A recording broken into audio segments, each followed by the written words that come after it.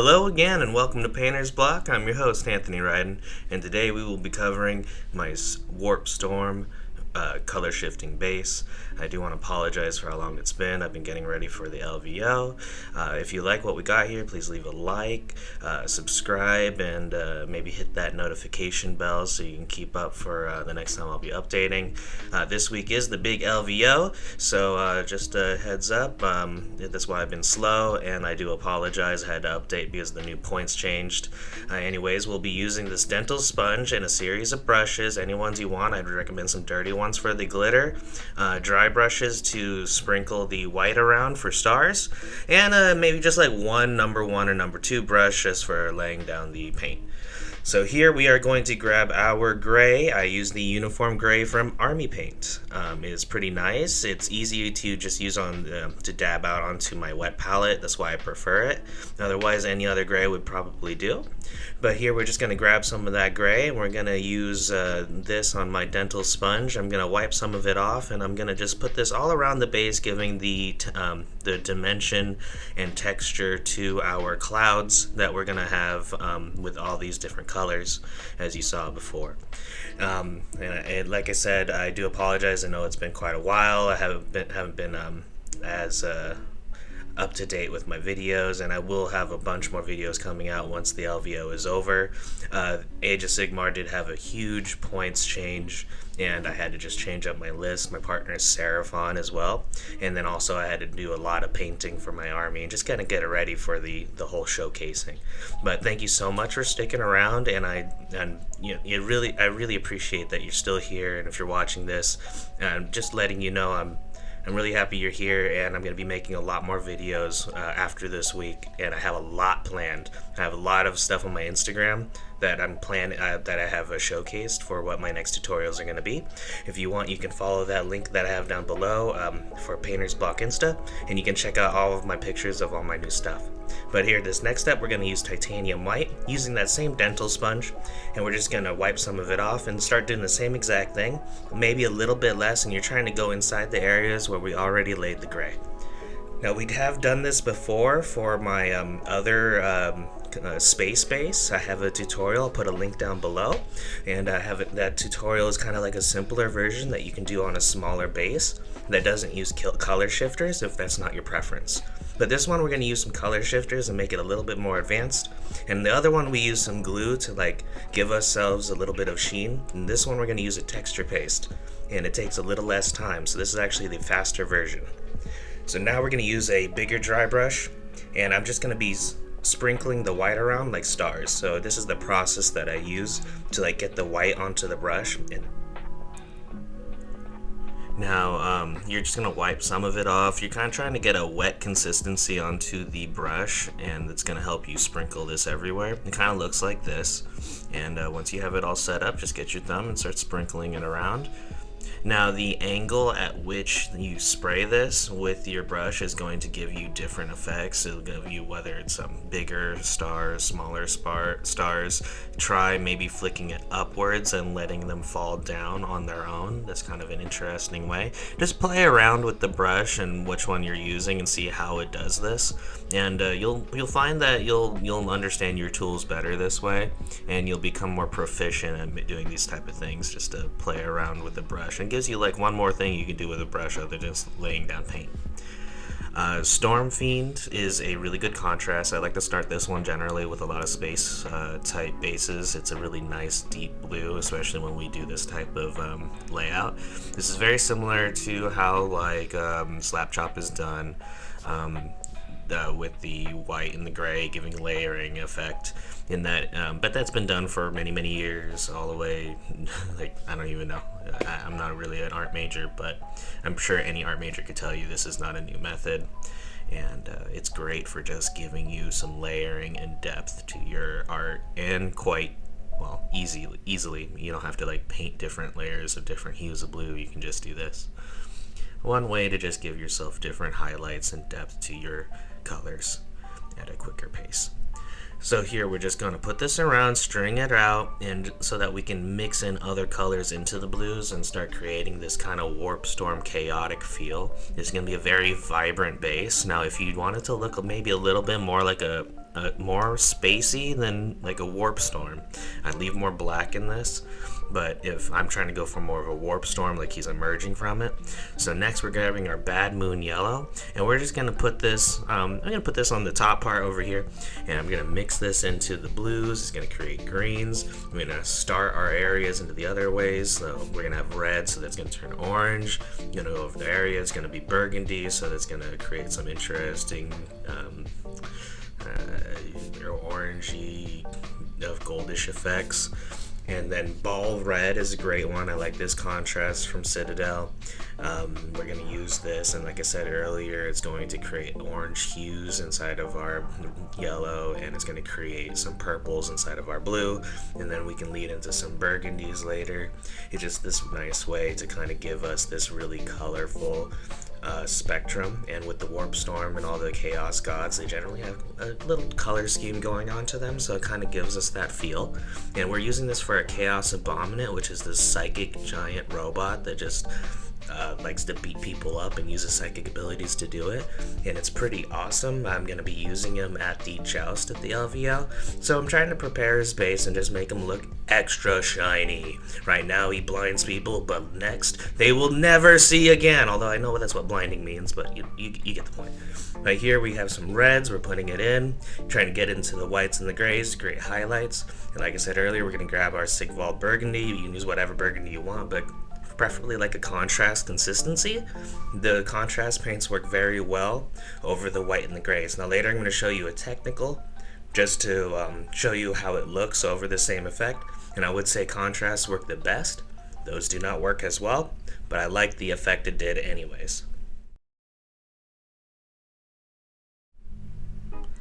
Now, the reason why I'm picking the colors I am is, one, they match quite well with the Chaos Gods themes, and two, these are the colors that kind of match up with my color shifters, the Chameleon flakes that I have. So that's kind of, when you're planning it out, just know, okay, if I have these colors for color shifters, I should probably use these paints, because blending in your color shifters with the paints that you're setting down as your base is the best way to give it that oh wow effect when you're just like walking around it and it looks like it's painted, looks pretty cool, then you walk around it and then all of a sudden it starts shimmering and has this shiny effect from the color shifter. And it's not necessarily just changing color, but it's also doing this pearlescent effect, giving that color that you already gave it an accent. It's an oh wow moment that you just want to really have on your model, and just riddle your model with oh wow moments. Now here's Nihilakh Oxide Technical, and this is what I was talking about earlier. We're going to try this out on the type of the slap chop effect that we have going, and I'm just going to let you see how it works, see how you like it. If you don't like it, please leave a comment below. I'd love to hear what you think about it. Also, please leave a comment below if you like anything else we've done here, or anything you'd like to change about it, or a different type of paint brand or contrast, or something you might think that works better, maybe other color shifters. Please let me know in the comments below. I'd love to learn something new. I like taking these little, like every little thing you guys tell me and putting it into my new projects, and it just really helps me out. So here you go, we have that all done, and kind of stringed it out and kind of make it look like it was infecting the rest. And now I'm grabbing my smaller dry brush from Citadel, and I'm putting titanium white on it. And I'm doing that same effect that we did for the stars, but now that everything is covered. I just wanted that earlier so that we could have all these different little effects and possibly have little like dark areas that showed stars earlier, but now we're going to just accent it a bit more, put this on again. And once we have that one, so I'm using two different types of dry brushes just to give stimulating effect of different types of stars out there and different depths of stars, so they're different distances. And also, like I said, play around with the way you're doing this. You can angle your brush differently, aim it up, aim it down, sideways, just try to give it different angles, make it look interesting. And then we're going back to the secret sauce. We haven't used this in a while, but I love this stuff, is the Brilliant Shine Gloss. Now you're just going to put this all over. It's going to accent your colors. It's going to bring out all those midtones, and it dries pretty fast, and it's just great if you want to make things look extra vibrant and show off your stuff. Now I'm just using my dry brush to apply this everywhere. You can use any brush, but I just recommend a big brush because you just need to apply this evenly everywhere and let it dry for like 10 or so minutes, and then you're ready to go for this next step, the Chameleon flakes. Now you don't necessarily have to wait for it to dry, but I like to let it dry, have a layer of this gloss, and then put some more gloss on where I want to apply the flakes, and then try to work a little bit more particularly. Now you can see it kind of flies through the air, it can get in your mouth and your eyes, so honestly just be careful and wear maybe some eye protective wear and maybe a mask. I have glasses and I usually wear a mask whenever I use this. So here I'm just trying to color match the Chameleon flakes. The last one was green to gold and this one is green to fuchsia. The Chameleon Flakes box will show you what they are. It's very hard to read the label. That is a little bit of a problem, but otherwise these are great colors, and when you color match them, they make this pearlescent effect, which is really nice. So we're just trying to reach into the areas. Earlier we had the just general like brighter greens. I wanted to put that in the green white areas that we had brighter from the slap chop. Now we're grabbing this green to fuchsia so that we can go into those green to the purple, blues, and the reds. And now we're grabbing this blue into the I couldn't quite even tell what that one was. I can't. It's really hard to read these bottles, but it's the deep blue purplish one. This is pretty much the only one that looks like this, and I'm putting this in all of the blue areas. This is one of my favorite ones of the Chameleon Flakes, and we're just going to kind of go everywhere from the middle with this, and then put it also on the edge of the Nihilakh oxide just to give it a little bit more oomph and a little bit more fun.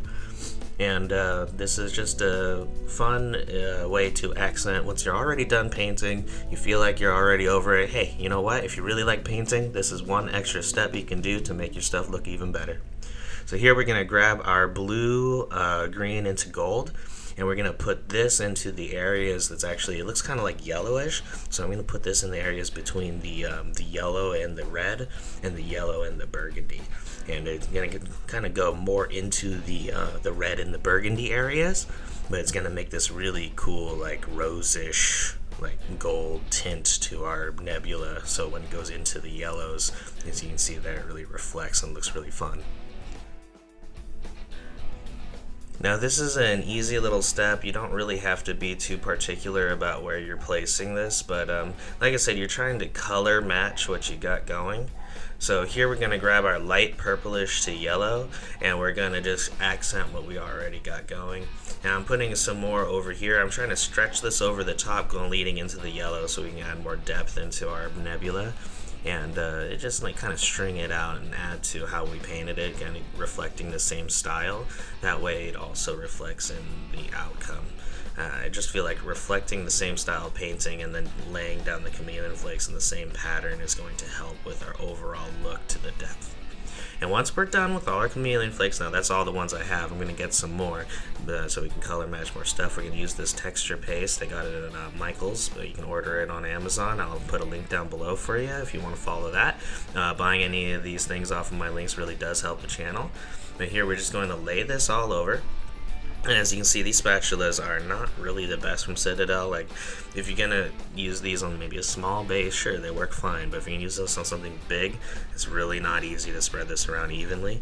So what I'm gonna do here, I get a little bit confused, but I'm gonna eventually figure out that once I lay this down, I'm gonna actually just use my finger and circle this around and try to lay this as flat as I can. And you're gonna do this for a little bit because it's gonna kind of dry out. And as it dries out, you can kind of flatten out and smooth it out even better. And this is just gonna not leave like too many like spirally areas. And you see this is the finished product, and it looks pretty nice. It's gonna reflect in the sun, and when you put it on the field, it's gonna be really cool. And here's the finished product to my Chaos Abominant. He's gonna be in the LVO Joust, and I hope you're there to see him. Oh, it's been so much fun to make this guy. I did a little freehand style in his loincloth, and I really enjoyed this man. I'm going to be setting up his stats and bringing him to the tournament. So I hope you'll hang around, and please, like I said, like, subscribe, follow us, and here on Instagram, and I hope to see you soon. And hey guys, I hope we helped you break your painter's block.